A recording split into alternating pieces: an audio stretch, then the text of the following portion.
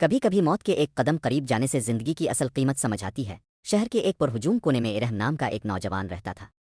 بظاہر وہ عام سا لڑکا تھا، مگر اس کے اندر ایک زبردست طوفان چھپا بیٹھا تھا۔ زندگی اس کے لیے ایک بوجھ بن چکی تھی، جہاں ہر راستہ بند دکھائی دیتا تھا۔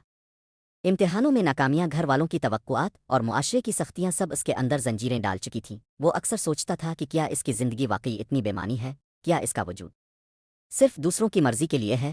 ایک رات جب شور حد سے بڑھ گیا، وہ اپنی سائیکل لے کر شہر سے باہر نکل گیا۔ تیز ہوا اس کے چہرے پر لگ رہی تھی، مگر دل کا دبا ہوا بوجھ نہیں ہلکا ہو رہا تھا۔ اس کے اندر اندھیرا تھا اور سڑک سنسان۔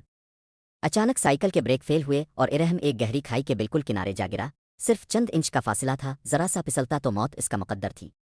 وہ کانپتا رہا اور پہلی بار زندگی کی حرارت محسوس کی۔ اسی لمحے اسے سمجھ آیا کہ موت کے قریب جا کر ہی انسان کو زندگی کی قدر ہوتی ہے۔ وہ آہستہ آہستہ کھڑا ہوا، مگر اب وہ پرانا ارہم نہیں رہا تھا۔ اس آنکھوں میں ایک نئی بے خوف روشنی تھی۔ اگلے دن اس نے فیصلہ کیا کہ اب وہ اپنی زندگی دوسروں کے ترازو میں نہیں تولے گا۔ لوگ بچپن سے اسے پاگل کہتے تھے، مگر اس نے اسی لفظ کو اپنی طاقت بنا لیا۔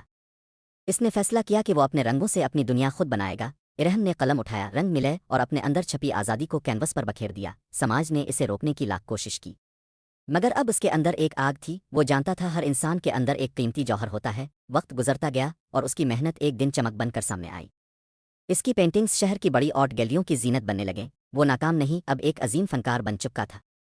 اس نے اپنی کامیابی صرف اپنے تک نہیں رکھی، بلکہ نوجوانوں کو بھی راستہ دکھانے لگا۔ اس کا شاگرد سرمد اس سے زندگی جینے کا نیا طریقہ سیکھنے لگا۔ ارہم اب ایک آزاد، روشن اور مکمل انسان تھا۔ زندگی تب بدلتی ہے جب آپ دوسروں کی توقعات سے نکل کر اپنی اصل پہچان تلاش کرتے ہیں۔ مزید اچھی ویڈیوز کے لیے براہ کرم میرے یوٹیوب چینل کو لائک، شیئر اور سبسکرائب کریں۔